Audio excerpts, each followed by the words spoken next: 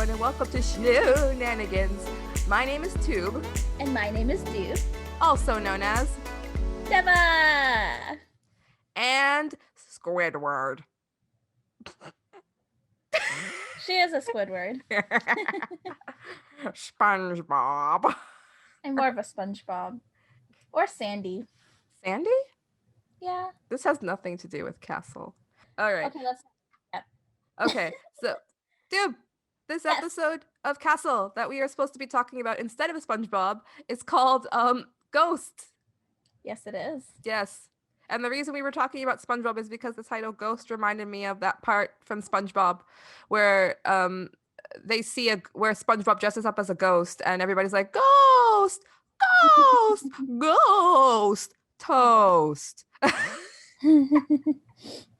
That was funny. It was funny. In the episode. That has nothing to do with Castle except for the title. Doesn't. But so, dupe person, yes. Lady, if you were to summarize this episode with your dumb face, how would you summarize it? I'll summarize it with my pretty face, but yes. So this episode is about a woman that is found drowned in a bathtub. And it's about like hidden identities. It's about well, we'll get to the meaning of ghosts later on, probably at the very end. But it doesn't really have to do with like the general meaning of ghosts, actual ghosts. There are no spirits in this episode. It's not a paranormal thing. But I mean, the beginning part is just in a super seedy hotel room. Mm-hmm. And it is kind of creepy because like there's this music in the background. It's just this like strumming guitar. Mm-hmm. And it's like do do do do do do do. It's like it reminds me of the song Obstacles from Life is Strange, like the guitar. It's like very urgent sounding guitar, and then there's like this creepy vocal in the background. She's like, I'm gonna move you around. And then like the camera pans past this bottle of wine and two full glasses of wine, and then it moves, like the camera's moving very smooth, and it goes into the bathroom and it pans up to the bathtub, and in the bathtub it's like full of this thick black liquid, and it starts bubbling, and also like the lights are flickering and the atmosphere is very heavy and everything, and then this face pops right up out of the out of the black liquid, and it's just right. I'm pretty sure like in that beginning like scene, they focused a lot on like the different color tones. Like they focus on like a kind of moody color, you know, like a night and like dark scene. It was dark, almost like from Batman or something. Like just the color tones. Like it was like they captured like the seediness of that hotel room. Like you immediately knew that was not like a good place to be in. Mm-hmm. You felt the heavy atmosphere like with the lighting and everything, not just the flickering light, because like anybody can flicker a light, but it was like the way like certain parts of the room showed through, and you could see like cracked ceiling, you could see like a messed up bed, and you could see like some sort of yellow cracked wallpaper. I don't know, it just looked really cool. And her head too, like the body, like her head just kind of like after the bubbles came, her head just popped out. Mm-hmm. Hello. And it was just like, it was just like, hi. And her face was like glistening, but like really smooth. Yeah, it made me a bit sick. Yeah, I was also like, it's definitely not a comfortable scene. You're just like, oh, okay. Also, she's got water up her nose. Yep. Did you see the water? Yep, I felt bad for the actress. I was like, man, she had to like not breathe. Otherwise she would have gotten that right up her nose. She was probably like the scene when they were like, cut. She was probably like, Get out of here. Let me breathe. I must breathe. I better be paid a lot more for this. That's what I think every day I go into work. Hands down, yes. Mm-hmm. With my peanuts, yes. Okay, dude. Right after that, we see Kate, Castle, and the sergeant, and Kevin, and Castle's mom, Martha, and they're all sitting around a poker table playing some poker. This is the first scene that we've seen like a combination of like basically Beckett's work people plus plus Castle's like personal people. Personal people? Like his family. His mom. It's just his mom, dude. Oh yeah. Alexis wasn't there. Yeah, it was just like people. him. Well, later on, it's also a little bit. But All right. anyways, for now, you see Castle and his Mhm. mom, Mhm. and then like his work people, like Kevin Esposito, Sergeant. yes, Sergeant too. Sergeant, Mhm. I don't think he's gotten much like scenes No, he's always in the just past like, few episodes. go find people, do the thing, do it, Yes, do it. it was like good job, Castle, You not do, Beckett. Oh yeah, but it's like interesting because Kate was like hinting. They were hinting in the earlier episodes that Kate would get to play poker with Castle at some point. Like she kept saying, Mhm. "I have a good poker place. I should play with your poker buddies." Like she wanted to play with Yeah. his author buddies or whatever. Anyways, it finally happened, Mm-hmm. and it was a really interesting scene, Mm-hmm. I must say. Were you about to say it was a really interesting sex because it could have been? No. What? Dude, we're already like There are so many people. What are you We're saying? only 3 minutes in and it's already gone off the rails. There are so many people, too. Dude, there's a name for that. I wouldn't. So it was a very interesting scene of them playing strip poker. Mm-hmm. I They're not playing strip poker. They're not playing strip poker. This is all your fault. Oh, God. Anyways, it's a very interesting scene of them playing poker. Yes. Just regular plain old poker. Yes. But I was reading about it, and apparently they weren't playing it properly. Oh yeah, in the trivia section, they said that they weren't playing it properly at all. But the thing is, I wouldn't even know that they weren't because I don't even know how to play poker. Do you know how to play poker? Exactly. The only thing like I have come across in poker, quote in your unquote, dude life, is yes. like only by shows like Castle now, and before it also I watched an episode of Friends where they were playing poker as well. Do you remember? Yeah, I remember. Where Ross let Rachel win. Oh yeah. Hint. Huh, yes. That's weird. Considering this episode. Yeah. So anyways, the scene, they're all playing together, and the thing that I like was when Castle mentions to the rest of them that his mom is very bad at playing poker. Mm-hmm. And she goes, well, frankly, I prefer strip because even when I lose, or even when you lose, you win. And she winks. Yeah. And Kate also looks over at her and she starts smiling and laughing. Mm-hmm. And I was like, whoa. But like Castle was the one who brought it up first. He's like, my mom prefers strip poker. Yeah. And it's like, who says that about their own mother? Yeah. I wouldn't be able to say that. She'd whoop my butt. Also, it's a little uncomfortable. Talking about your own mom liking strip poker. Honestly, like I would say my family is a little bit more open. Yeah. Not open, but like my mom usually is like a little bit more open, I would say, to talk about like different things. Because before, originally, my family was very, very, very, very, very, very, very traditional, and I told you many stories about that. Yeah. But now I think they're kind of like modernized. Mm-hmm. So it's kind of like I kind of get it, but it's still like on the bridge. It's weird. I wouldn't do it. I wouldn't even want to think about my mother playing strip poker. Yep. So no, that idea, no. Castle and his mom have like an interesting relationship. And but right after that, like Beckett has a good hand, so she bets $100. And Kevin and Esposito, they're out because they see that the Sarge is out, right? Mm-hmm. And then Kate, she's like prodding Castle on and asks him, "What's wrong, Castle? You're not afraid of a little action, are you?"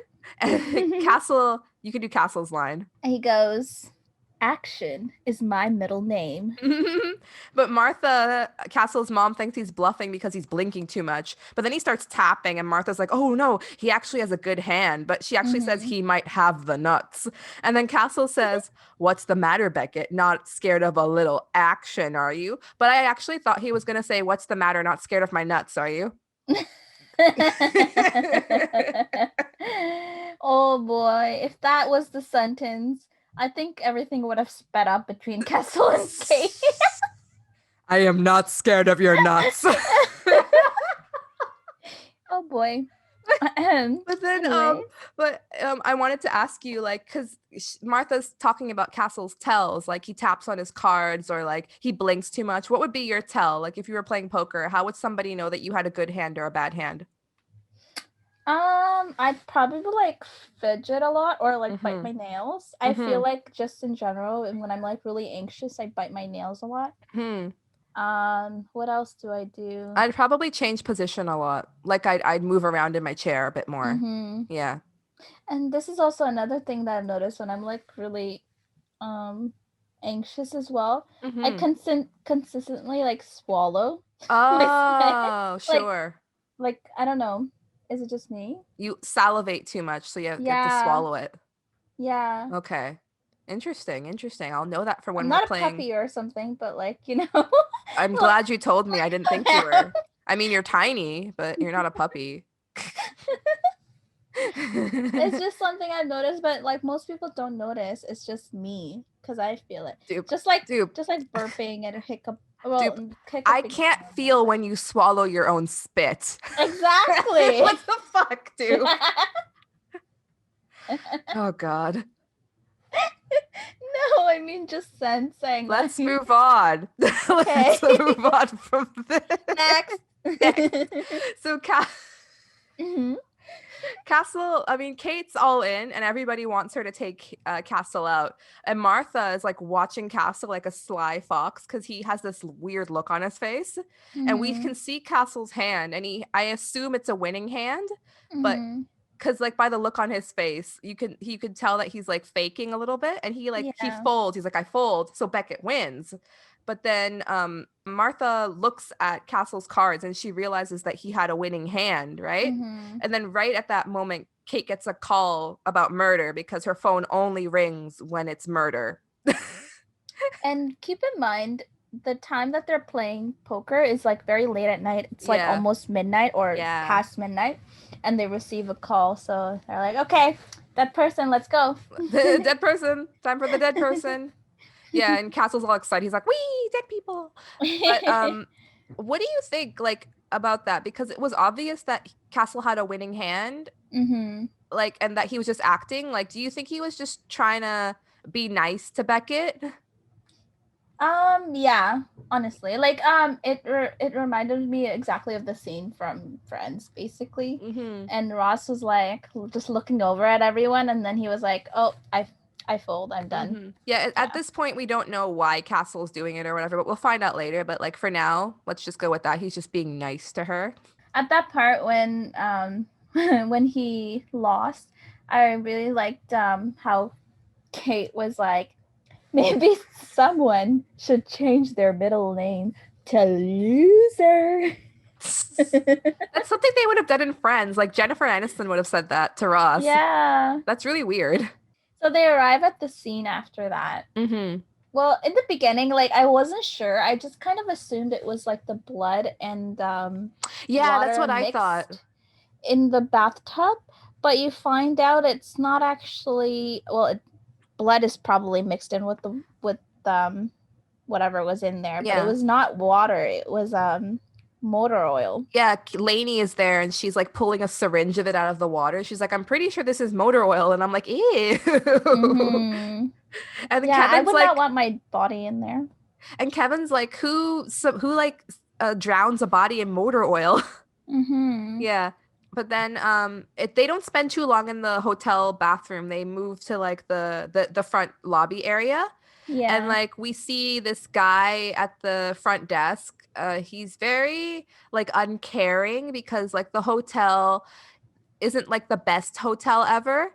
Like Mm-hmm. right when the scene starts, we see like somebody who looks like a homeless guy off to the side of the front desk. So they're not telling you it's like a seedy hotel, but they're showing you, right? And even Yeah. like the desk guy, his desk is behind bars, so it looks like that that place could like gets robbed a lot possibly and things like that. It's a very like ghetto hotel. Yeah, like it's in a bad part of town or something. Mm-hmm. But he's sitting there, and Kate was saying the woman's purse was missing and she has no ID. So she asks the desk guy if she paid with a credit card. But whoever rented it paid it in cash, and they were supposed to be out that night. So the desk guy went upstairs to check the room at midnight, and he finds the woman in the tub. So like the timeline's a bit weird here. He went up at midnight. What time is it now? Yeah.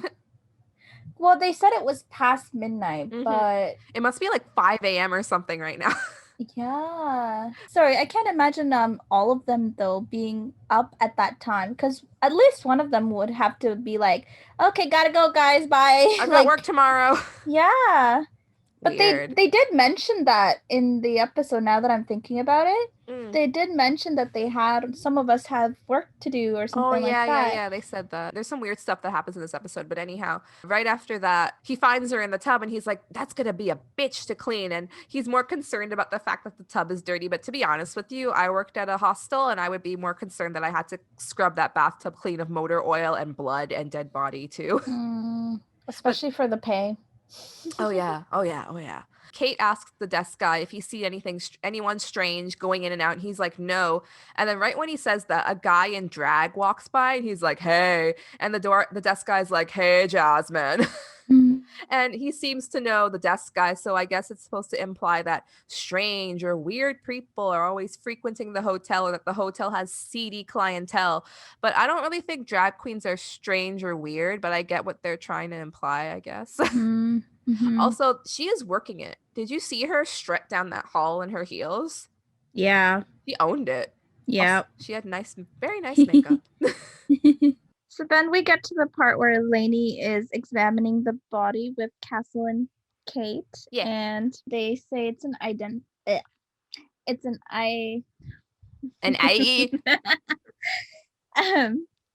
They say that it's an unidentified woman in her early 40s because she has a wedding ring on, and she was drowned and then she was hit on her head. So Lainey also says she found a ticket stub as well for Metro North. So she was saying because of the timings, she took the train from Westchester to Lower Manhattan. And Castle goes, that's a long way to travel for a lube job.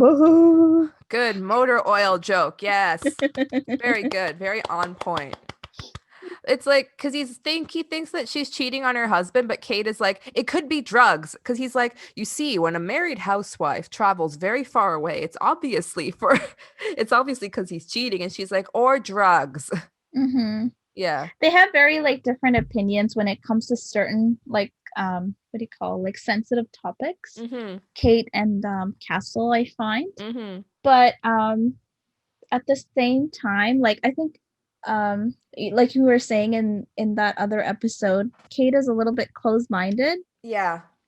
But I feel like the more that they interact, she becomes a little bit more open-minded. Also, it's weird because like it's like Castle has had some really bad past wives or something, because he always thinks that the women are cheating.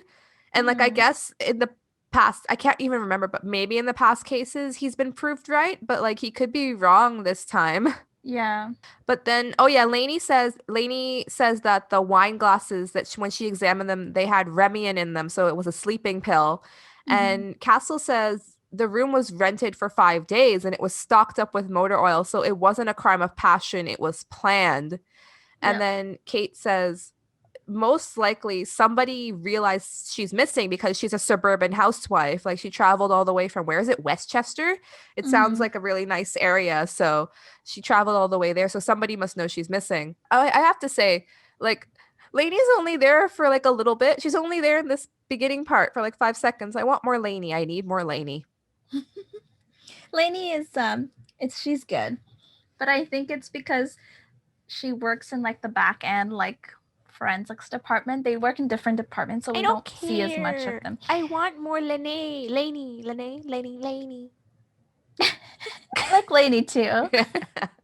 I think the only reason we see her as much as we do, of course, because she's in the forensics, but also because she's Kate's friend as well. I just want more lady.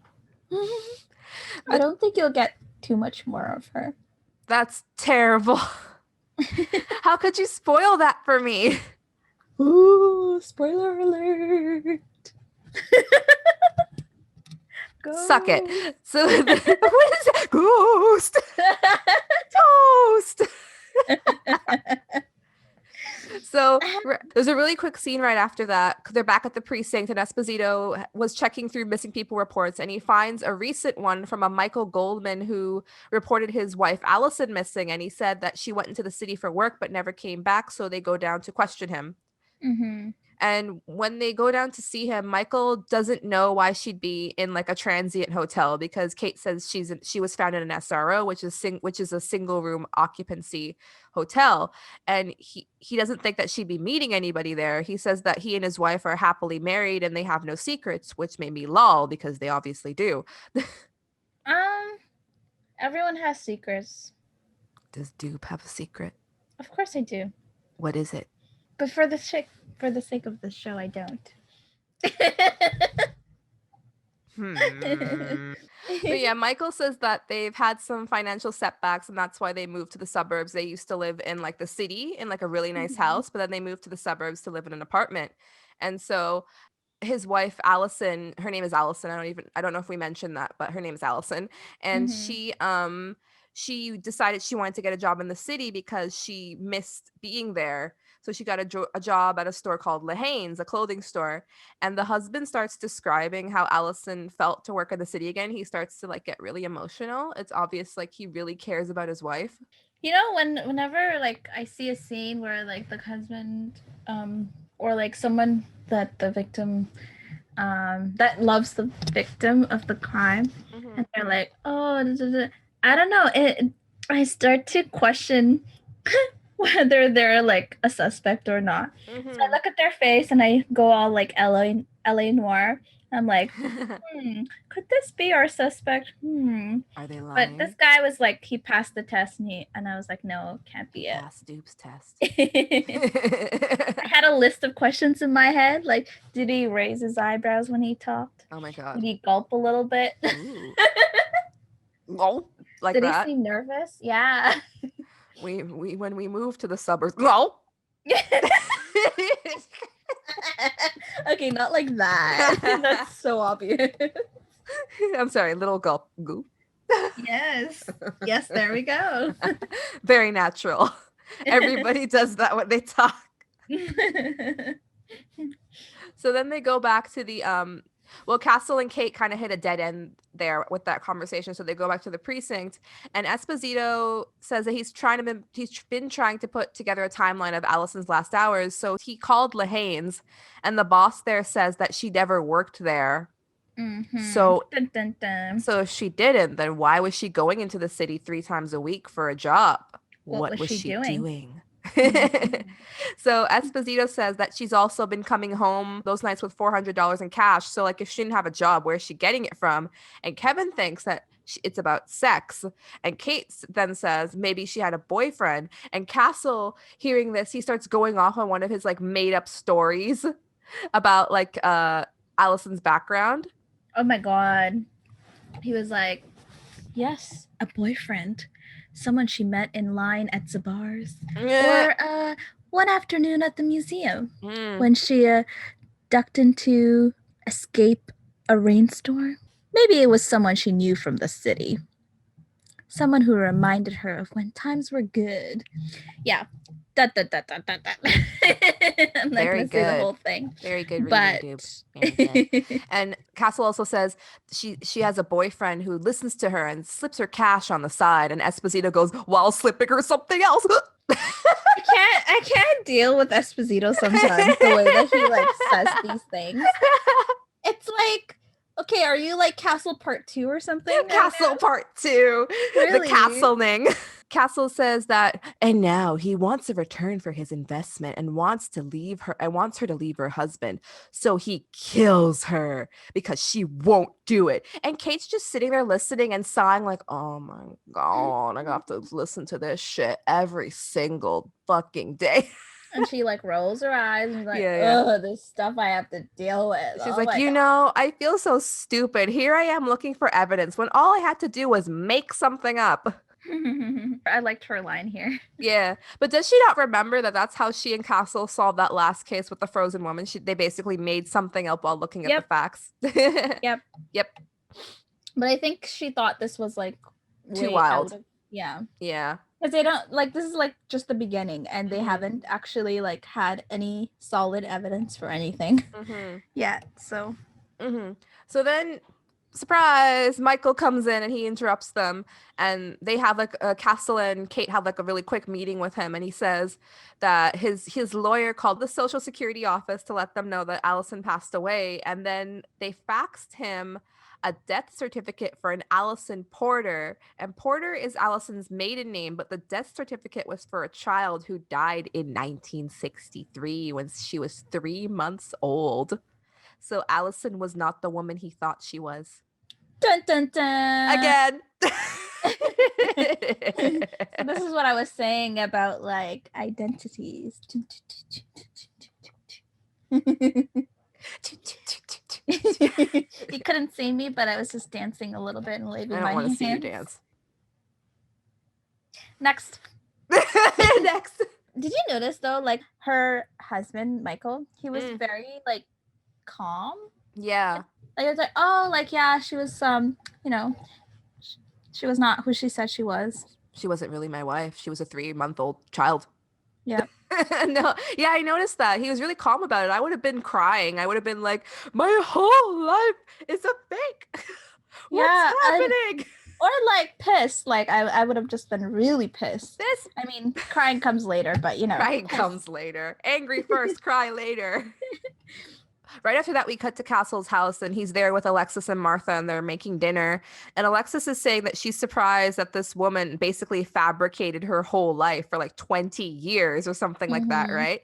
And Martha thinks, well, she says, I think the woman is a criminal. Anybody who fabricates her life is probably a Matahari, a shady lady. And I have to say, Martha has a very sexy voice. I don't know why, but it got sexier this episode. It was very nice to listen to. I liked it. Well, she's a woman in showbiz, so you have to have some sort of like charm in your voice. Okay. Yeah. She works in theater, so she needs to have some sort of performance sounding voice like that, right? Yeah. Yeah. But yeah, you're right. Like she does have a really nice voice. And not to mention she's really pretty too for her age. Like, she dresses well. Her hair looks nice. Everything is nice. I'd marry her. Okay.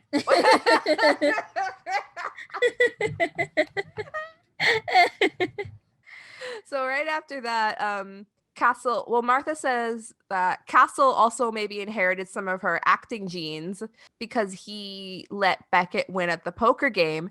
And Castle was like, what are you talking about? I didn't do anything. And she's like, yes, you did. I saw you doing the thing, my Bob. Right?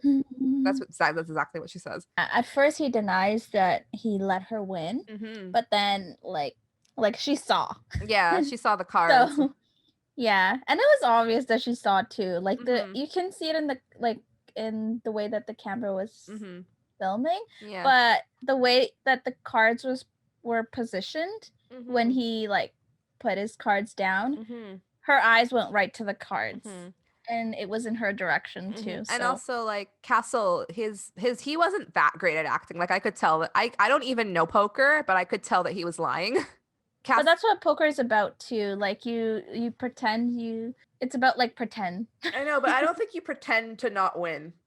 Yeah, he just pretended. Well, he says that he didn't want to take all her money in front of her friends, but like Martha then says that Kate's a strong woman, a real woman that doesn't need a strong man to like save her, and she doesn't need to be patronized. And Alexis is like nodding along and agreeing with Martha, and like it's true. She's not just some random woman like save me, Castle, save me, let me win the game. No, like I think you wouldn't want to be patronized if you were playing a game with somebody, right?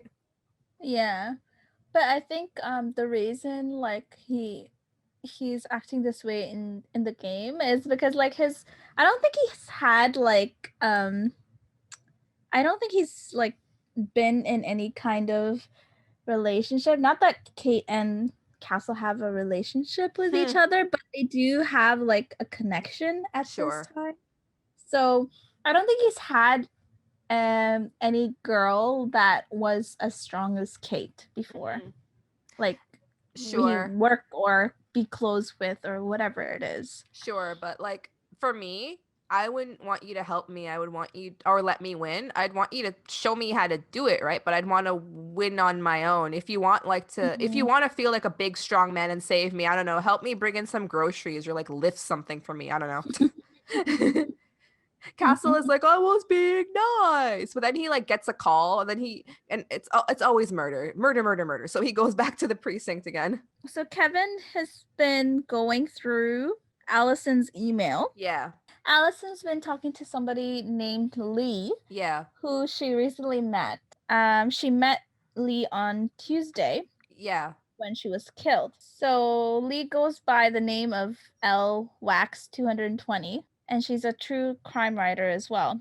Yeah, like they said that Cyber looked up the handle or something, and they find out that she's a true crime writer named Lee Wax, which I think is kind of funny because it reminds me of the writer Lee Child. They write they don't write true crime, but they're a mystery writer, so they write detective novels. And then they start they go over the plot of like her recent book or something about based off a true murder, and the book is called Bobby, Socks and Blood, but the screen says Death Over Easy, so that's not the same thing. It's not the same thing, dude. What the heck? Yeah, I didn't notice that. but then Kate thinks that maybe the writer, maybe he got tired of writing about murder, so they decided to go and commit one of their own. And then immediately they go to Lee Wax's apartment. Like immediately they're right there. And then Castle and Kate, they're going up on the elevator of the apartment, and Kate hands Castle some money, and she says to him, these are your winnings from the other night. So, and he's like, what are you talking about? And so basically Martha told Kate that Castle threw the game, and Kate wants a rematch, and she gets real close to him, and she's like, I want a rematch next. I want a rematch right now. Yeah, they got really close over the last couple episodes. And then I don't just mean close. I mean, like, she walked right up to him and she like kind of shoved him up against the wall of the elevator. She's like, I want a rematch. You owe me one. She's like, this is like also her competitive side too, I think. Okay. Yeah. Okay. She not kind of just that. She kind of reminds me of a mistress in like a bondage room. You owe me a rematch. Slam against the wall. Oy oy. Oy oy. No. And then Castle's like, fine, you want to play? Let's play. How about tomorrow night? And Kate's asking if it's with his mystery buddies. And he's like, no, are you kidding? Those guys would eat you alive. I was thinking of something a little more local. So he wants her to play with his Gotham City crew. It's basically like her boss, the Sarge, her boss's boss, a judge, and the mayor of the city, which does sound like a poker game that Bruce Wayne would attend. So I get the name. I think this is a second reference to Batman. Oh yeah, it is. It is. Yeah. Because I remember they did one before too. Yeah. In the Frozen Lady episode. Yeah. Because Kate says she likes Batman or something. Yeah. So Kate says, just set it up and prepare to get your ass kicked. It's like, ooh, ooh. And then they're saying, like, right when she says that, the door to Lee Wax's apartment just swings right open, and Kate and Castle just walk in, and like the apartment looks normal, but it has like this weird atmosphere, maybe because of the music. And like Kate and Castle walk in, and they see that it's empty, but there's like a board. And it has pictures of Allison and Allison's husband, and it has Post-it notes, and there's pictures of Allison spread out all over a coffee table. So Castle thinks that Lee Wax has been stalking Allison. Yep. So Kate tells Castle to stay put, and she goes to like look around somewhere, I guess. And then Castle's like entranced by the board of pictures, and then in walks Lee Wax, and she is a woman. And a very pretty woman. She's to very say pretty. the least. She's very pretty. Yeah. And Castle is like, what? You're a woman? And she's like, yeah, I am Lee Wax. What are you doing in my apartment? And it's like, lady, you left the door open. What woman does that? No woman would leave their apartment door open like that. What was she doing? She's a true crime writer, for God's sake. And she was always like, she was also like, I'm gonna call the police. Yeah. And then Kate just walked over and she's like, I am the police. Yeah. I swear. I swear Kate just walked away just to walk in and say that line. Yeah. Like, bruh, I am the police. I am the police. Here's Call my me. badge. I'm here. You gonna call Kate Beckett. Oh my god, that sounds like the Ghost Hunter thing. Ghostbusters, dude. Ghostbusters, yeah. Oh my god. Like, who you gonna call? Kate Beckett. That's why I did it, dude. So Lee, like, she looks kind of relieved that they're just like the cops, because they say to her, well, Kate and Castle say to Lee Wax they want to ask her questions about Allison. And she goes, oh, okay, it's just about Allison. And she goes to call her lawyer. And Castle thinks that because she's calling her lawyer, she's doing it because she's confessing. But she's not. She just says that her publisher said that she shouldn't talk to law enforcement without calling a lawyer. And she's like, I want to state for the record that I never harbored or concealed a fugitive. And Kate has like no idea what she's talking about. And she's saying, you know, Allison was murdered. And Lee Wax is surprised. She's like, who murdered her? And Castle is like, what do you mean? Going off of this whole scene that I can see her, it looks like you murdered her. Mm-hmm. And then Lee Wax reveals that she's just a ghostwriter and she's writing Allison's memoir because Allison is a fugitive wanted by the FBI. Dun, dun, dun, dun, dun, dun, dun, dun, dun, dun. Again. There are many twists in here. Yeah. And in the beginning, you wouldn't have guessed that all of these twists would come from Allison, because in the beginning, she's just like this like adventurous woman that goes in and out of the city and da da da da. And then all of these things happen. You're like, what? Yeah, Castle's pretty good at that. They're good at like lots of twists, but I guess it's because the author himself is supposed to be good at twists or something. So yeah. So they go back to the precinct, and Kate and Castle are talking to the sergeant about Allison. Mm-hmm. And they reveal that her real name is actually Cynthia Dern. Mm-hmm. And in 1989, Cynthia and two of her friends set off a bomb on a tanker which was owned by a big oil company that they were Read my notes properly, Doob. They were protesting the Exxon Valdez spill. Yeah, I think that was like an actual spill that actually happened in real life. So good on you, Castle, because you actually did your research. Mm-hmm. And they basically, Cynthia and her friends were radical environmentalists. And when the explosion happened, one died, one was caught, and one escaped. So the three people are Cynthia, she escaped. The one who was caught was Jared Swanstrom, and then the one who died was called Susan Mailer. Castle and Kate go to question Lee Wax, and Lee Wax recounts the story of the ship bombing from Cynthia's point of view. She says that the bomb was built by Jared Swanstrom, and Cynthia snuck on board with Susan to set the bomb, but something went wrong. The ship was supposed to be empty of oil and people, but the captain, who was named Sam Pike, had come back on board for some reason. Cynthia told Lee Wax on the night of the bombing that she had tried to back out when she realized the captain was on board, but Susan refused and went to set the bomb anyways. So it blew up and she was vaporized. Yeah, they got into an argument and the bomb went off anyway. Also, the captain, Sam Pike, was injured in the explosion and he was paralyzed. So nobody was supposed to die or be injured. The bombing was just supposed to send a message about the oil spill. And then Cynthia contacted Lee Wax because she wanted to turn herself in. But first, she wanted Lee Wax to write her memoir and get her story out to the public. And Castle thinks that she was trying to do this just to get the public on her side. And Lee Wax then says, yeah, she was trying to influence a potential jury. Castle looks uncomfortable. He's like, whoa, that's crazy. basically Cynthia needed the money, and that's why she came out of hiding, and Lee Wax was paying her a couple hundred a month to tell her story, to write her memoir basically. And the Mm-hmm. last time Lee Wax saw Cynthia was on Tuesday, but she didn't think Cynthia was going to see anyone from her past because Cynthia was really paranoid. She didn't want Lee Wax to contact anybody from her past about the memoir, because she didn't want anybody to find out about her. But Castle interrupts and is like, but you did, right? Because any writer worth her salt would want to check her facts with other sources. And Lee Wax admits it. She's like, yes, okay, fine. I did contact some people from her past, but I don't think anybody I contacted would want to kill Cynthia. And also, nobody knew where Cynthia lived, not even Lee Wax did. Mm-hmm. So then Kate asks Lee for her interview notes and her manuscript, and she hands it over, but then she says she'll comply like completely, but only if she's led in on the investigation, because now the story isn't a memoir, it's a true crime story, which Lee Wax excels at writing.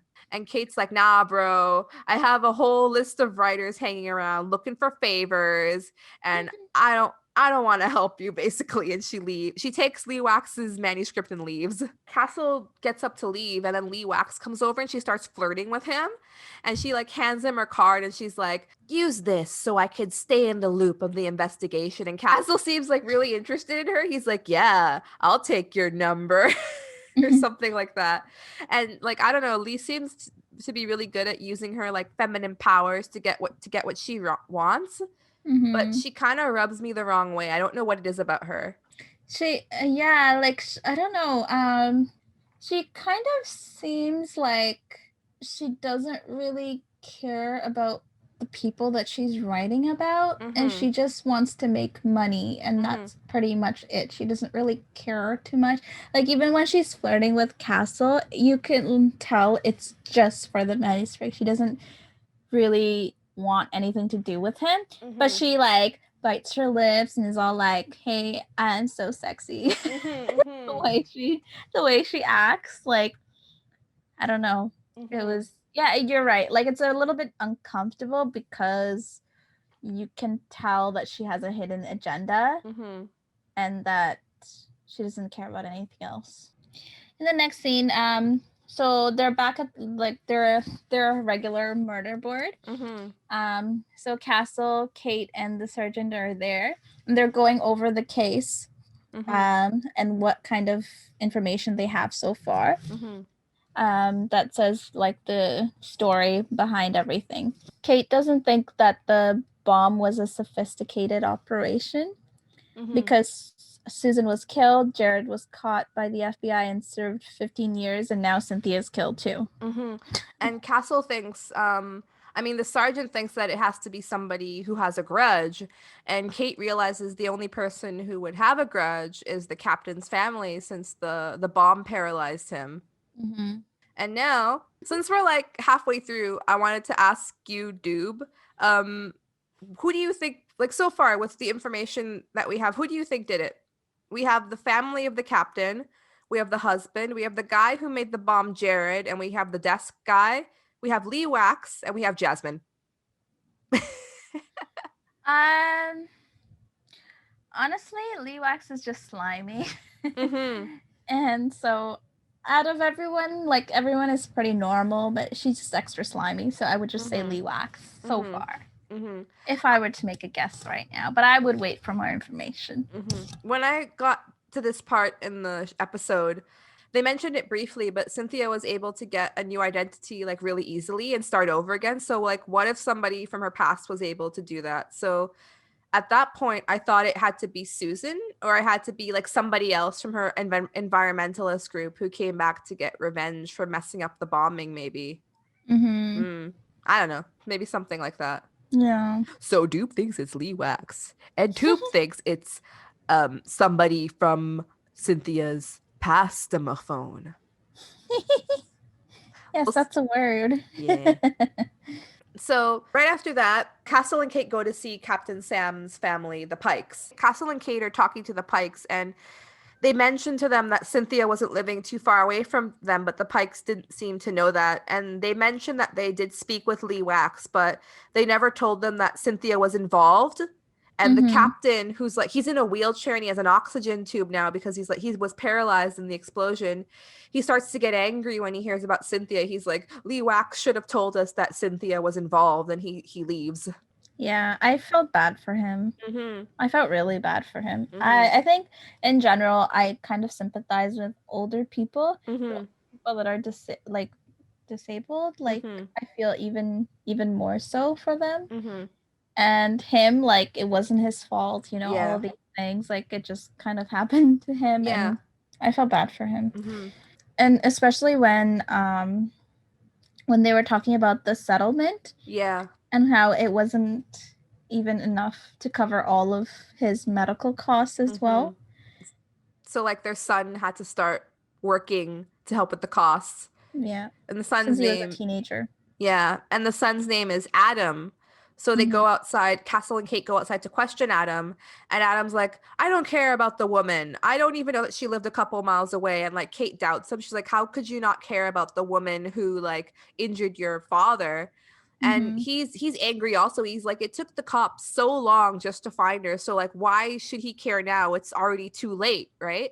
And then Kate kind of pauses and goes, Adam, Cynthia was drowned in motor oil, which means like the person that did it would have like a personal connection to the bombing, right?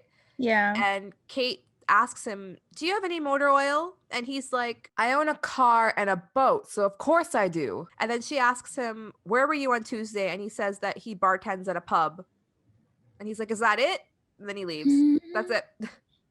Yeah. Honestly, at this time, like, I shifted my gears and I was like, is this the killer? Is this the guy that killed her? Is it Adam? Are you the one, Adam? You? Wiggles fingers. So then, like, they hit another dead end again, so they go back to the precinct. They hit a lot of dead ends in the show. But it makes it more exciting because you're like, okay, well, what now? Yeah. What next? What else is gonna happen? Yeah. I don't laugh like that, but yes. I do. It's because you're a big weirdo. No, I don't normally. Oh, even Castle actually was like saying, oh, what a great story it would be if Adam did it. A son taking revenge for his father. It's a good story. It's a great story. But he says that he changed the ending, and Kate's like surprised, and she's like, I thought you would have liked a good revenge story. And he's like, yeah, but I would want to write a happier ending for the family. I wouldn't want it to be a bad ending. Yeah. Which is interesting considering what happens later on. Yeah. So then Esposito comes over and says that he's been looking into the FBI file. 3 days after the bombing, they catch Jared at a motel based off a tip. And the tipster didn't collect on the reward, which is strange. But he says, like, and she didn't collect on the reward. And Castle and Kate are like, she? And he's like, yeah, they described the tipster as being female. Yeah. So Jared did 15 whole years in prison.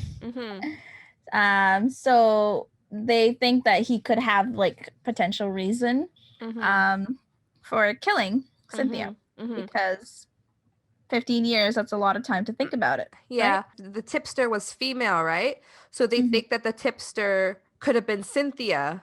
And so, like you said, he did 15 years in jail because of her, because she tipped off the FBI to him. So then they go down to see Jared at his job, and they find him, and his job is him hosing the ground. I don't know, what is he doing? He has a hose and he's washing the ground. And I don't know. He's just washing the ground. It's really weird. But yeah, he says that he hasn't seen Cynthia in like 20 years, and he's very casual. He doesn't seem to like have any grudges against Cynthia. He didn't fit the image that we're looking for. Yeah. And he also knows about Lee Wax, and he told Lee Wax to wish Cynthia the best. And Mm-hmm. Castle says to him, Cynthia turned you in. And Jared says that if she did, it was probably just because she was trying to save herself. And Castle means save yourself. Like, what are you talking about? And Jared says that, like, right after the bombing, Cynthia wanted to go on the run and make it to Canada, but Jared couldn't do it because he felt guilty, and because he built the bomb and he messed it up. And Mm-hmm. he says that something went wrong because, like, the girls were supposed to have 3 minutes to get off the ship, but when Cynthia got back in the car that night, she told him that something went wrong and the bomb blew up early. And then he Mm-hmm. looks at Castle and he says, I'm the reason that Susan is dead. And then he goes back to washing the road. It's a very like short clip, but He gives a lot yeah, of information though. yeah. And till now, like I can't remember how he looked like. I just remembered him holding the ground and and just saying these things. All Duke could remember was his hose. Whoosh, whoosh, whoosh. Then we're back at Castle's house, and he's there with Alexis and Martha, and he's going, like, through the case again with them. He's looking at Lee Wax's manuscript, and it's called Lost Cause, Lost Lives. Good Oh title. Lord. Catchy. Catchy. So Martha says to him, like, oh, at least one of them took responsibility for what happened that night. But Castle thinks, like, Jared took too much responsibility. Alexis asks him, don't you believe Jared's story? And Castle says, it's not his story I don't believe, it's Cynthia's. And he recounts what Cynthia told Lee Wax, because she said there was an argument between her and Susan, and then Susan went to go set off the bomb, despite Cynthia not wanting to go through with it. But Alexis then says, yeah, but in the story Cynthia told Jared, she said that something had gone wrong with the bomb's timer. She didn't mention anything about an argument, so it doesn't match up with what she told Lee Wax. Mm-hmm. And then Castle talks about how when he writes, he has to make a decision about what info he has to reveal versus when to hold something back. But a ghostwriter only knows as much info as they are being told. And I like how, like, when he's talking about his writing process, Alexis and Martha, they like lean in to listen, and they're like really Mm-hmm. interested in what he's saying. And To then be honest, I was also very interested. I was like, oh. like he gets like this look on his face, like when he's really like interested in the thing he's talking about. Mm-hmm. Yeah. It's like nice to listen to. But I also think like he's kind of not, what do you call that? Like he's very biased on his own novels versus like other people's. Okay. So he's kind of like bashing true crime writers in a way. I mean, he does do that at some points in this episode. Like when he was talking about Lee Wax's novel at the beginning, he was like, true crime. So then Alexa says that Lee Wax isn't Cynthia's ghostwriter anymore because Cynthia's dead now. So now she has a true crime story. And then she's like, and the true story is more juicy than Cynthia's lies. And that line was completely ADR. Did you notice it? ADR? Yeah, it was like recorded again after the fact. It wasn't in that scene. It was recorded later on. Like, it sounds like it was just added in later. Oh. Yeah. I didn't pay attention to that. You never pay attention. You don't even pay attention to me. Do you need some attention, Tube? I need a lot of attention. Oh, come What was that? here. I'm trying to sound like a granny to her grandchild. Come here, little girl. So in the next scene, we're back at the precinct with Kate and Castle. Again. Castle is like going over Lee Wax's interview notes, and now he has become like more and more suspicious of her as well. Like, based off of what Alexis just told, like Alexis just kind of revealed to him, he's kind of like, maybe it was Lee Wax that did it. Because like now they're like, oh, she actually has some reason. Yeah, because Castle is saying to her, when she spoke to Jared, he told her what Cynthia said about there being something wrong with the bomb and it blowing early, but that's not the version in Lee Wax's manuscript. And Kate says, oh, it's probably because it contradicts Cynthia's latest version of the story. And that the girls argued when they discovered that Captain Pike was still on board and that Susan set the bomb alone, all of that was like left out. Mm-hmm. So according to the publisher, Cynthia has like a full approval over everything that Lee Wax wrote about. Yeah. And Kate asks Castle, "You talk to the publisher?" Mm-hmm. And Castle has this like weird answer, and he's like, "I am somewhat known in those circles." It's like, yeah, you're an author. Like, Yeah. he talked to the publisher and he heard that Cynthia had, yeah, like you said, Cynthia had full control over what Lee Wax wrote, but the publisher didn't like it because it wasn't a true crime story. It was like a remorseful story, like, oh, poor me. I just went on this ship for like to set a bomb for environmentalist reasons, and then my friend, we got to an argument and she went to set the bomb anyways, right? So Mm-hmm. they were about to pull the plug. The publisher was about to pull the plug on the story until now, because now that Cynthia's murder is in the news, they want to go through with the book.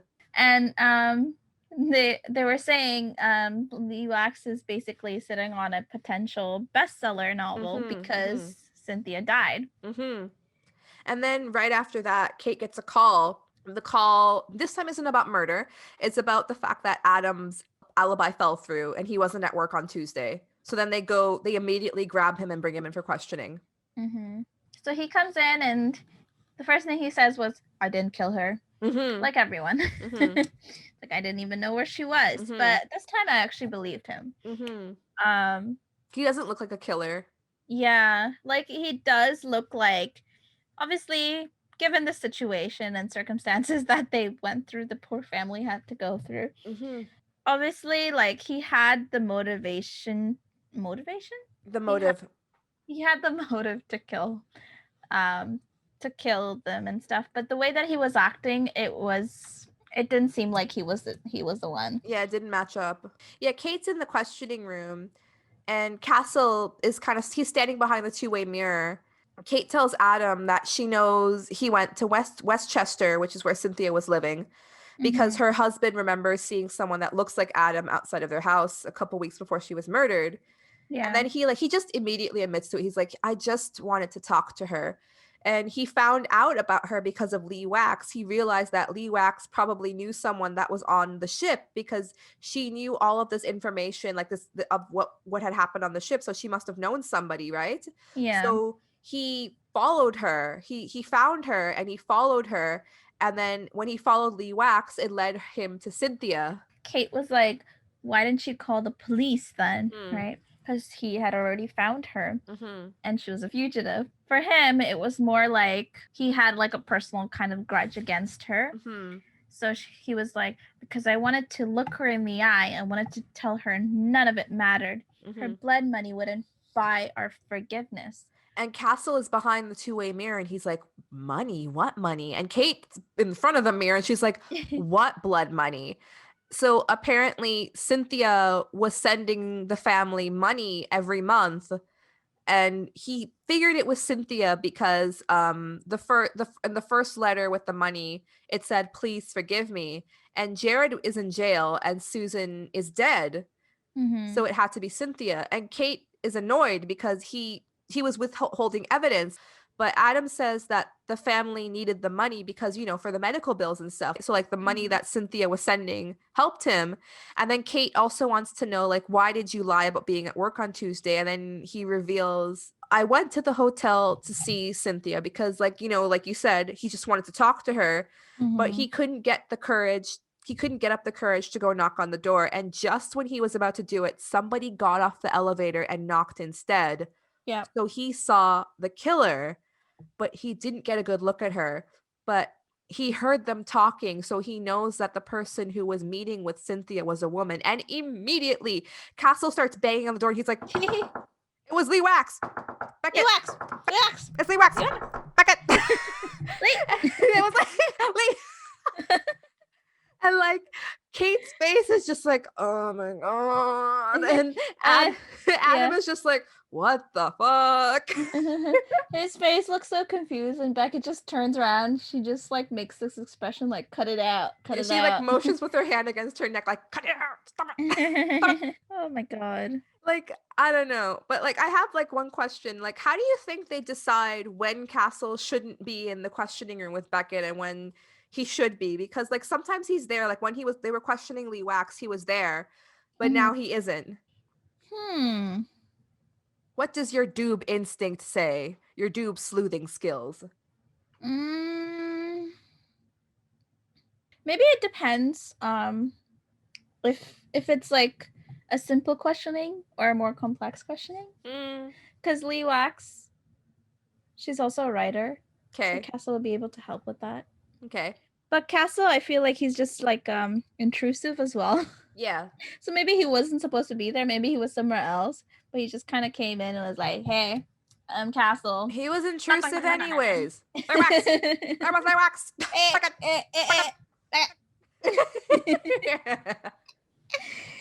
Yeah, that's my theory. All right. I'll go with it. So then they go to question Lee Wax. Again. Uh-huh. She basically denies again. Mm-hmm. And she also has an alibi this time. Yeah. She's like, I was meeting with my publisher on Tuesday, so like I couldn't have killed her. But also, we get more information, like even more information in this scene. Like, Castle says to her, like, I think that you killed Cynthia to salvage your story from the book. And Lee Wax says something like, I'm a true crime writer, so I don't have your talent for fiction. So she seems like to envy Castle's ability to write fiction, right? Yeah. And then Kate mentions to her, like, we know the publisher wanted to dump the book, but Lee Wax says that they were doing it because she told them to, because she thought Cynthia was lying. She didn't believe anything Cynthia was saying. She didn't think her remorse was real. She thought that Cynthia was, when she cried, she wasn't crying because she hurt the Pikes or anything like that. She was crying for herself. She wanted to just take the money and keep herself out of jail, basically. And Kate mentions that Cynthia was sending the Pikes money every month. So she, she must have felt some remorse, but Lee is like, money? What money? Like she has no idea what Kate's talking about, because Cynthia never mentioned any money to Lee Wax, and Lee starts questioning whether what she thought about Cynthia was true or not. She starts to think like, was she lying? Did she really want to cash in? But like, if you think about it, here's what I was thinking. Like, if it's about the money, isn't it weird? Because Lee Wax says Cynthia wanted to cash in, and we know that Cynthia had money problems. Her husband said that she missed the rich city life they had, because I don't know what happened, but like they had to move and they were having financial problems. So where would she be getting the money to send in? Lee Wax mentioned that she was paying Cynthia money, but like only a couple hundred a month, and I think that she would want to keep that money. Yeah. So at this point, honestly, like I don't think it was confirmed that it was Cynthia. They kind of just assumed. So it could be someone else who was sending the money. Yeah. Who was sending the money. Yeah. Yeah, but like nobody makes this connection. This was just something I was thinking about. I'm smart. I was thinking about it too, because of the same reason. I'm not reason. smart. No, Tube, we're both smart. Oh. Oh yeah, we can both be smart. Come on. You're not smart anymore, Tube.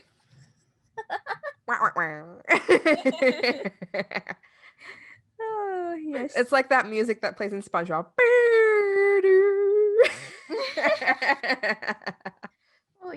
Kate and Castle, they're back at the murder board again, and Castle kind of says, he like kind of off the cuff says to Kate, I wouldn't want a memoir written about myself. And Kate's not really listening to him. She's like, and then she looks over and he's like staring at her, and she decides to like humor him, and she's like, okay, Castle, why not? And he says, because it would be too easy to make himself look good. And I was like, is he sure? He's done a lot of bullshit that anybody could testify to. And even Kate agrees with me. She's like, that would be hard. And Castle says, okay, but like bear with me a bit. Like, if I were to write a memoir about myself to get people on my side, I would mention the most generous thing that I had ever done. And Kate says, like, give a bereaved family money every month for an injury that I had a part in because I felt guilty. So it doesn't make sense that Cynthia didn't tell Lee Wax about the money, because the whole point was to get everybody on her side. Yeah.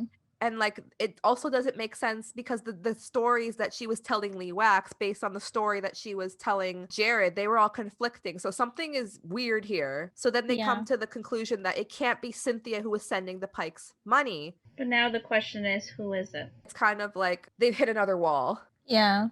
Another dead end. So in the next scene is another interesting scene because it's another poker scene. It's the game with the Gotham City crew, the sergeant, his boss, the judge, and the mayor. So interesting group of people. Castle, Kate, and then all of these people. So they're at the poker game and they go back and forth talking about the case between all 5 of them. Yeah, they're playing while talking at the same time. Oh. So after like discussing the case for a bit, the mayor asks Kate, what do we really know about the case? So they do the exact same thing they did in that episode with like the frozen body. We want to know the facts because then if we have the facts, we can kind of speculate, right? And base it off of the facts. So Kate says, you know, we don't really know anything because all we know is what Cynthia told Lee Wax, and Lee Wax doesn't even seem to believe her, right? Yeah. So the Sarge says that we can kind of safely assume that if Cynthia was lying, and then the mayor jumps in and says, then we can assume that it was Susan who wanted to save Pike and Cynthia wanted to run. And so then Castle says, so the bomb was already set. It was set to 3 minutes and it's ticking down. And then the judge jumps in again and says, so they argue, they waste time. And the mayor jumps in and he's like, so Susan runs towards the bomb to try and shut it down. And then the Sarge jumps in himself and goes, so Cynthia ran for cover. And then boom, Susan dies trying to save the captain. And this is all kind of speculation, but they're basing it off the fact that Cynthia is lying about the whole thing. So they assume because she's lying, she's trying to make herself look good, basically. So if she's trying to make herself look good for her book, basically, they can switch the roles and say Cynthia wasn't trying to save Captain Pike, Susan was. And then Kate says, this doesn't really explain where all the money's coming from. And the mayor kind of quips and says, Castle should probably be able to solve it because he's good at twists. And they're still playing poker, right? And at this point, everybody has folded except for Beckett and Castle. So Castle says, you know, I'm thinking about what the twist could be. And Kate says, yeah, well, you better think up some chips for the pot because it's just you and me. And all the guys go, woo! And Castle's like, fine, all in. What's the matter, Beckett? Afraid of a little action? Oh my God. And the judge is like, please beat his pants off. And Castle is like, yes, please beat my pants off if you dare. And then someone else is like, to hell with Proud, make him cry like a little girl. Boo-hoo. Boo-hoo. Oh my God. This part I didn't really like. Kate, she looks at her hand and then she does the exact same thing Castle did. She fakes having a bad hand and she throws the game. And Castle starts gloating and he's like, who's a good little boy? Who's a good little boy? You are. And you are. And he's counting up his chips. You are. And you are. And you are. What did you think? I didn't like it. Why didn't she just win? Because that's what she wanted to do the first time. Yeah. I don't know. I think the thing about both cases was they were surrounded by a group of people. And they're like a group of people that they know really well. Like, so in the beginning it was Kate's co-workers, right? Yeah. Who she works with all the time. So you can imagine, like, if she had lost, right? They'd be like, oh, like Beckett lost all the time, and they'd keep like reminding her of it, you know? Sure. So to kind of save her reputation, Castle lost the game. I know it's not like the most like pleasant situation or whatever, but that's kind of what he thought in mind, and that's how he like dealt with it. And in here it's all of Castle's friends, like, and it's not just like his friends, it's like the, you know, like high class people. Sure. It was to save his reputation. So they both did it not because of themselves, but because of like their, like, you know, because the other people would, that's very astute of you, Dupe. Yeah. Do you know So, what astute means? I think so. I think so. Maybe you're not as astute as I think. I am astute. I am astute. I am astute. It means you're smart. I am smart. Fine, if you say so. But oh yeah, I have one more question. How does Kate have enough money to play with these rich guys? Maybe they lowered it down for her. Fine. We'll go with that. We'll go with that. So Kate says she's sorry she couldn't beat Castle, and the mayor says, "Oh, well, it's not your fault, Beckett. No matter what happens to him, he always seems to rise from the dead." And then Mhm. it clicks in Castle's head, and he's like, "Now that would be a twist." Mm-hmm. He has that like classic like castle face, and he's like, "Ooh, Castle face. there's a fact." And he's like, the money had to come from Cynthia because Jared was in jail and Susan was dead. But what if Susan wasn't dead? What if she was still alive? Mm-hmm. No. Another test. So basically, if we review the facts, Susan Mailer, her body was never found. Yeah, they're back at the precinct and they're going over these facts. Kevin, Esposito, and Castle. So the reason her body was never found, Kate goes, yeah, because she was vaporized in the explosion. It kind of sounds like she was making fun of Lee Wax here, because the way Lee Wax says it is like she was vaporized. Like she says it like that with like the vocal fry. And then Kate goes, yeah, because she was vaporized. And I was like, ah! Oh my God. So now they have like another theory, and they think that maybe she was thrown clear. Maybe she was alive. Maybe she wasn't vaporized. Maybe she was alive, and because of the explosion, she was just badly burned. Kevin says that nobody in that area was admitted to a hospital with burn injuries that matched Susan's description. And Kate says that they still have no real facts. So then Castle says, well, then let's go get some facts. And so they go to question the Pikes again. Adam's mom hands Castle and Kate the envelopes that they received with the money.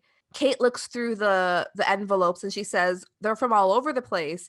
And Adam's like, not the most recent ones. They're like from the same place. And the most recent ones are from Lilith, Pennsylvania. And Castle's like, if we're gonna road trip, I'm gonna need to pee first. Thanks, Castle. But like, if I was a fugitive and I was gonna send somebody hush money, I wouldn't put my return address on my hush money envelope. Yeah, same. They're really lucky that she had a return address on this. Yeah. So then, I guess Castle pees. Castle peas. We don't see it. So they go to Pennsylvania and they talk to this weird guy at the post office. He's not important. He's just some dummy. He's there for like 5 seconds. Yeah, and he doesn't really I don't know, he doesn't answer the questions properly. But they ask him, because they have the picture of Susan. And so they ask him, have you seen this woman before? And he goes, no. I've never seen her before. And they're like, are you sure? And at that point, Kate was like, okay, they haven't seen her. Okay, let's go, kind of thing. She mentions okay, well, she might be older now. And then he's still like, no. At that time, Kate looks away and she was like, okay, we're done here, kind of look. Well, she turns around and she's like, this is what I get for trusting writers. Yeah. And then Castle is like, wait, she might have scars or walk with a limp. And that's when the guy was like, oh, well, she might be Mary, right? Yeah. Comes in once a month to send money. Or to send a money order to her relatives in New York. And that's when Kate is all like, what? What did you say? Yeah. And so they ask her for an address. They ask him for an address. And then they immediately bring in Mary, right? We're right there. We're right at the scene. We're right at the end. And we see Castle and Kate, they're questioning her. And we could see Mary Wright, and she has bad burns all over her face and her hands. And we also earlier we see a picture of Susan, and on the murder board, and she seemed like really goofy and happy. It was just like a random Mm. picture in the background, and she had like curly hair, and now Yeah. she's like straightened her hair, and she doesn't look too good. She looks like she's been having a really bad time. Yeah. She Mm. seemed like depressed somehow. Mhm. But it makes sense because she like pretty much like I think people still think that she's dead, right? Mhm. So that brings us back to the meaning, like the name of the episode, which is Mhm. Ghost, because she's Mhm. been living like a ghost basically Yeah. all these years.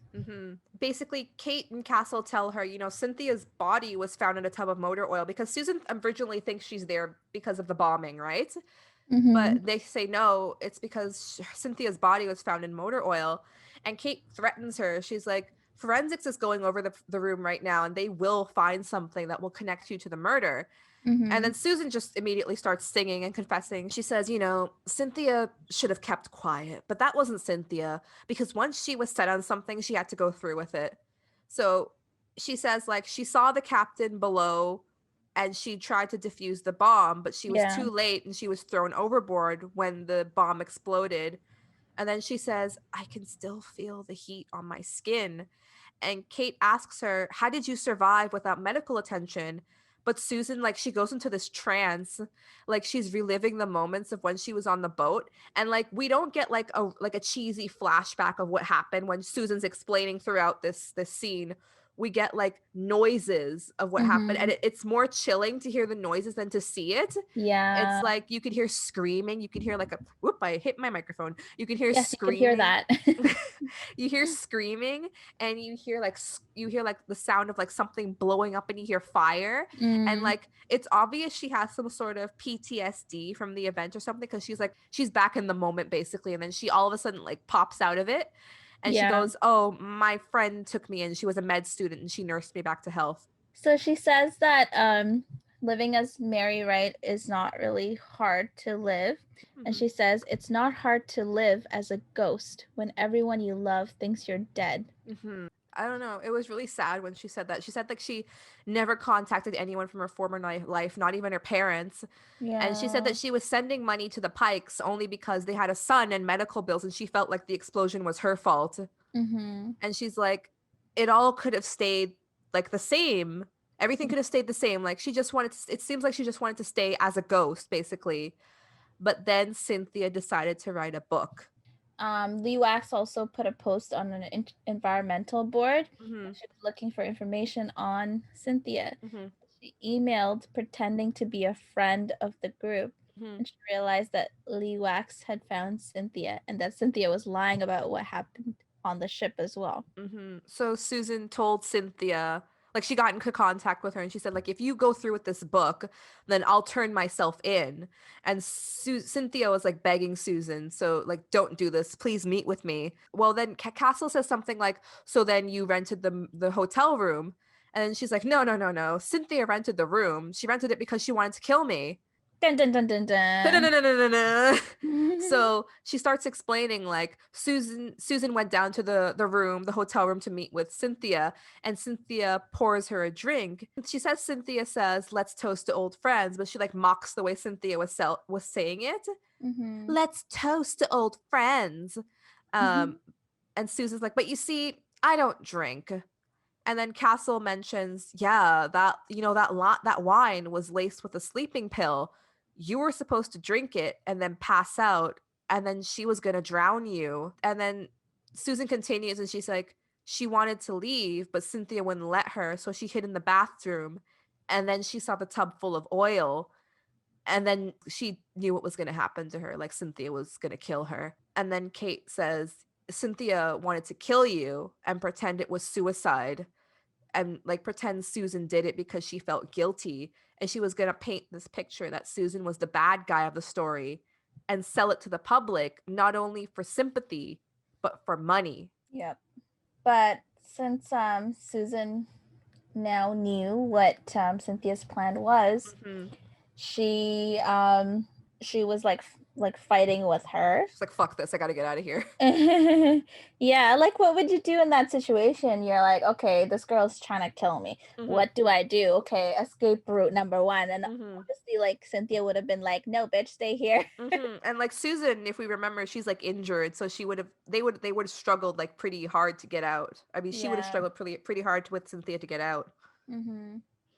So then she says she lost her balance, and Cynthia. Cynthia lost her balance and then fell against the sink and hit her head, which happens a lot with the victims, I find. Yeah. They hit their head on something and they like pass out or they die right away or whatever, and then yeah, and then they carry them somewhere else, which happened here too.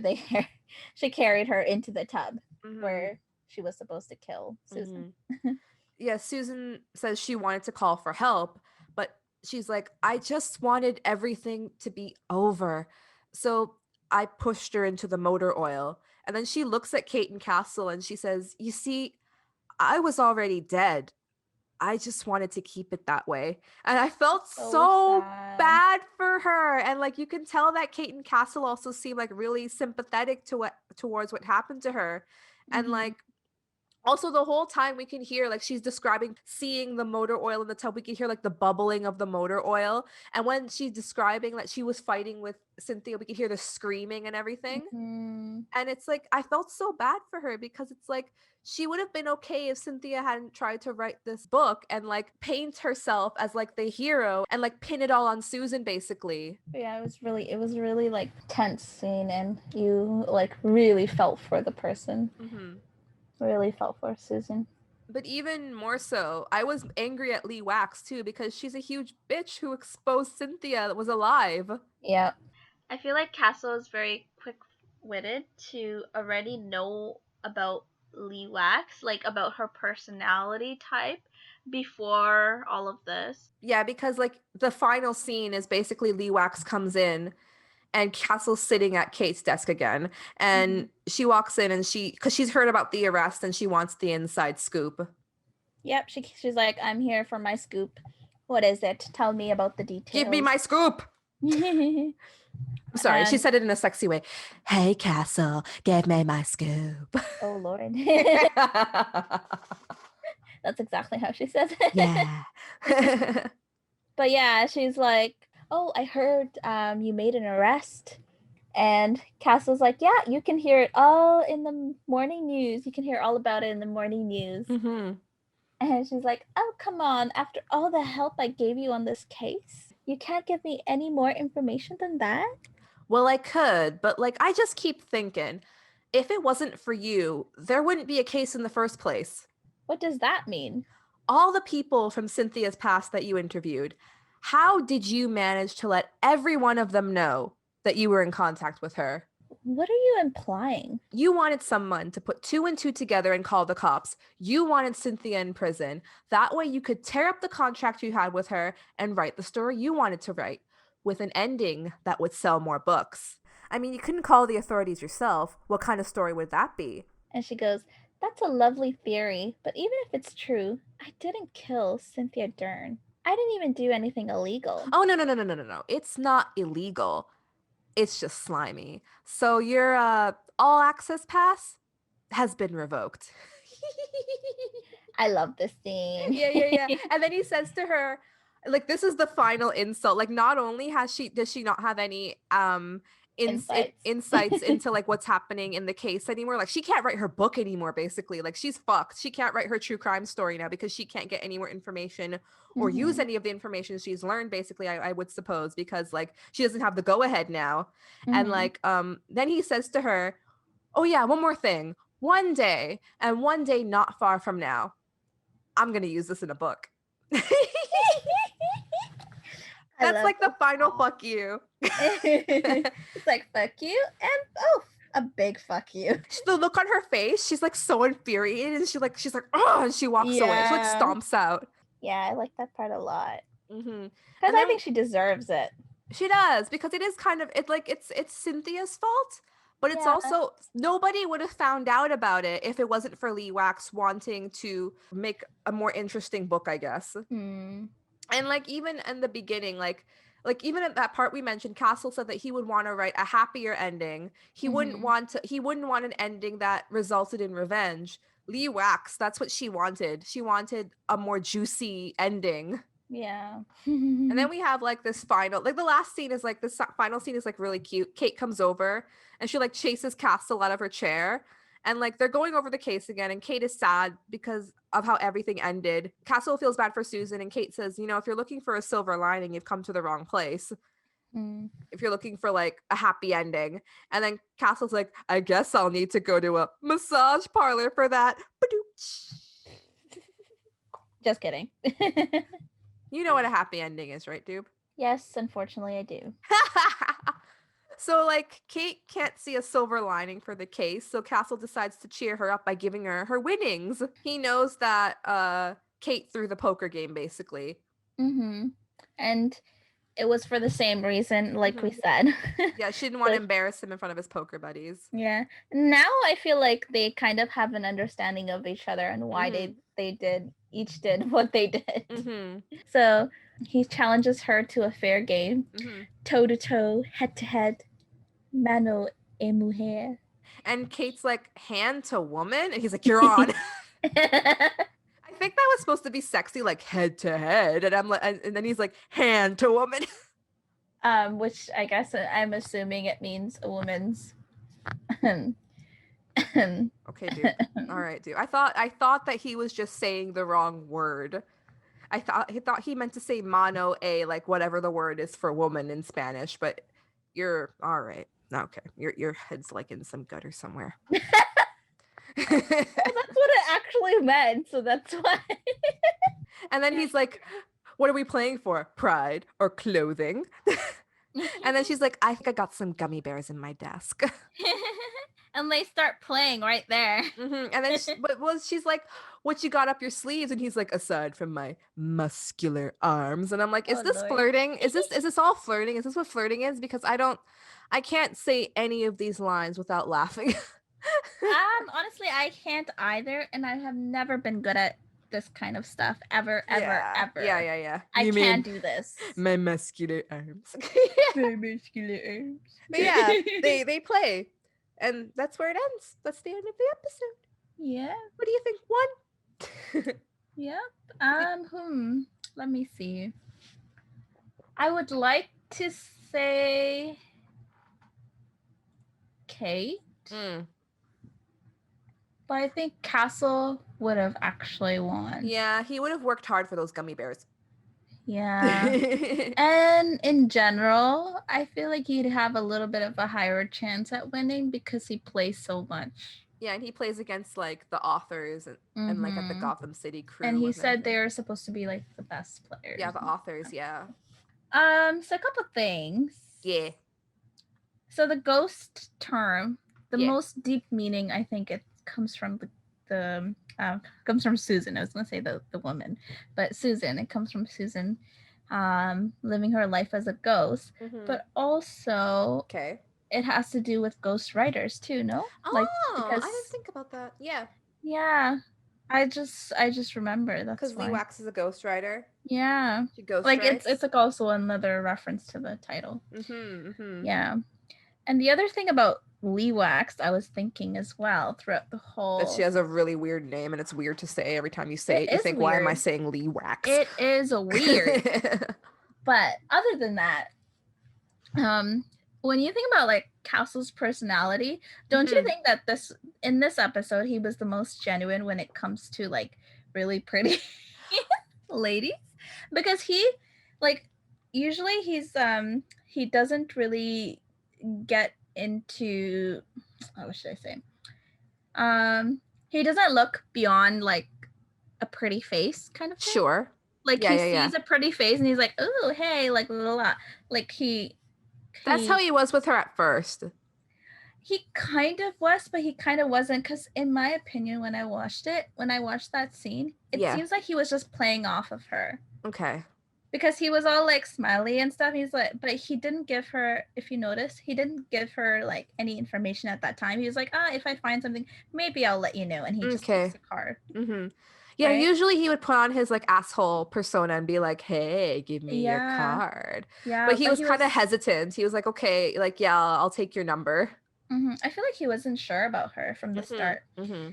But yeah, usually like even in the last episode with the jewelry and stuff, like the owner of the manager or something of the metropolitan Yeah. Of the charity, yeah. He was like, yeah, he was like, oh hello, like, yeah. oh, she's very I donate to something. her. Yeah. Like he made a lot of comments, and then even when she was like looking back and forth at her at him, he was also like looking back and forth at her too. Right? But this was in this one, like he didn't really flinch at her much, so I thought that was good because he kind of saw past her exterior image and saw her for who she really is, or he was trying to figure her out from the beginning because something was off, and then saw her for who she really is, and he didn't care how she looked like at the end of it all. Which I was like, bravo, Castle, bravo. I want her to come back. And then there's Tube. I like her. Come back, please. Come back. She's cute. I want her to come back. Oh boy. Please Oh, boy. come back. Also, more Martha. Yes, Castle. Okay. So, if you were to rate this episode, what would you rate it? I would give it a solid 8. Yeah. I give it an 8. I give it an 8. I liked it. it. Yeah. All of the episodes this season have been pretty good. Except for the cult one. Episode. I'm sorry, the Vodun episode. Yeah, that was. I don't remember that episode at all, like at all. Yeah, and maybe it's for good reason because I didn't like it. I think I'm gonna remember this one and like the frozen body one definitely. Yeah, a lot of these episodes were good. Yeah, I would say. And it just gets better and better. So. All right, dude, if you say so. Are you saying I'm going to be rating these episodes 1 million bananas out of 10? 1 million bananas. All right, Doob. If somebody was to find you, how could they do that? I mean, if somebody wanted to find you, not if somebody was to find you. If they were to find you, that'd be weird. But if they wanted to find you, where could they find you? So I have different social media handles. Actually, it's all on Instagram. So you can find my personal at DivaStars4. Also on Instagram, you can find my food blog at t.foodlove. TDOT Foodlove. And I am Trisha Does Nothing on Instagram and Alex Does Nothing on YouTube for my secondary YouTube channel where I post stuff and things and stuff. And more things. And more things and more stuff. Links in the description. Please like and favorite and subscribe. Tell your mother. Tell your grandfather. Tell your dog. Please. Oh, I thought you were just going to say something else. Like, no. Do it or something. Do you have any ASMR? Can you wait a little bit? Go ahead. Okay. It's not ASMR, but it's something else. All right. Okay, just give me like 30 seconds, not even. Was that the ASMR? Sorry, that was not the ASMR or anything. This is my thing. Okay. Dun dun. Dun dun. That's it. Did you enjoy? You're so talented. I've never heard such chords put together before. Was that you playing again? Yeah. All right, I'm done. Okay. Goodbye, everyone. Goodbye, everyone. Goodbye. See you at Dube's concert. Concert? Oh. Or ukulele concert. Goodbye. Let me know if you'd like to see me in concert. Not she can play her one note song. I can. I'll play it as many times as you want me to. My one note. Okay, bye. All right, bye.